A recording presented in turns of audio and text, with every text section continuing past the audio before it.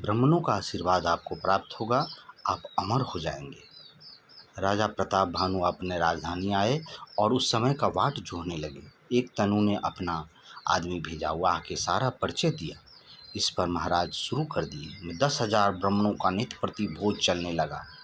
एक दिन उसमें मांस मिला के भोज परसा गया। आदमी और पशु का ब्राह्मण लोग परछन करके जब भोजन उठाने लगे, तभी आकाशवाणी हुई, ठहरो ब्राह्मणों, इसमें गौ और आदमी का मांस मिला है।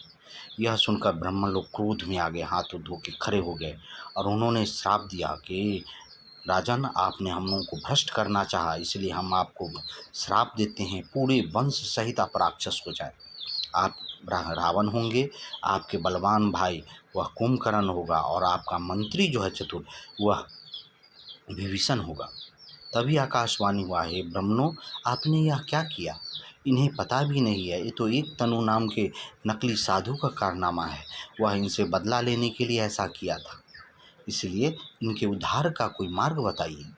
तब ब्राह्मणों ने कहा, राजन, मैंने क्रोध में आपको श्राप दिया, इसलिए आपके उद्धार का मार्ग बताता हूँ। जब भगवान नारायण रामावतार धारण करेंगे, पृथ्वी पर जन्म लेंगे, तो आपके सारे पापों से नष्ट करके आपको मुक्त करके अपने धाम को ले जाएंगे और आपका कुल का उद्धार हो जाएगा। इसलिए आप निश्चिंत होके हरि भक्ति में लीन हो जाएं, भगवान शिव और हरि की भक्ति करें। ब्राह्मण लोग उन्हें आशीर्वाद देके अपने अपने पास आ गए। राक्षस वहाँ से अदृश्य होके अब हम एक तनु के पास पहुँच गया और बताया, महाराज एक तनु, हमने सारा कार्य कर दिया। एक तनु बड़ा खुश हुआ और अपने सैनिकों के साथ अपनी राजधानी लौट आया और अपना राज्य फिर से स्थापित किया।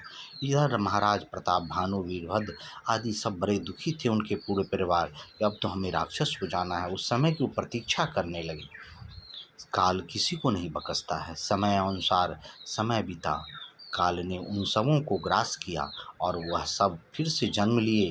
रावण, कुंभकर्ण, विभीषण और उनके पूरे परिवार राक्षस को श्रीलंका में और भगवान शिव की भक्ति में उन्हें पहले से एक तनु द्वारा ऋषि ब्राह्मणों द्वारा बताया हुआ वह सारा कार्य करते रहे और सारा आशीर्वाद ब्रह्मा जी से, भगवान शिव से, सबसे प्राप्त हुआ। और तब इसी कल्प में भगवान श्री रामचंद्र जी का रामा अवतार हुआ, उसके कुल का उद्धार करने के लिए। महाराज दशरथ अज, उनके पिता अज थे, उन्हीं के वंश में हरिश्चंद्र, शिवी, मानधाता, सगर, भगीरथ आदि महान महान तपस्वी पैदा लिए। जय सिया राम।